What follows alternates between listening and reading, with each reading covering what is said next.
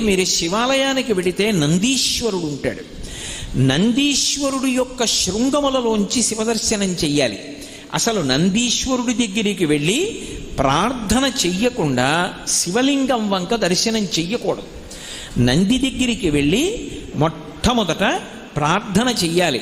ఏమని అంటే, నందీశ్వర నమస్తుభ్యం సాంబానంద ప్రదాయక మహాదేవస్య సేవార్థం ఆజ్ఞాం దాతుమర్హసి అని అడగాలి. అనుజ్ఞాం దాతుమర్హసి.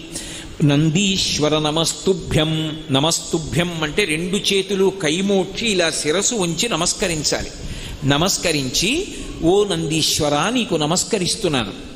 ఎవరు నువ్వు? సాంబానంద ప్రదాయక. సా అంబ ఆనంద ప్రదాయక. అమ్మతో కలిసి ఉన్నటువంటి శివుని యొక్క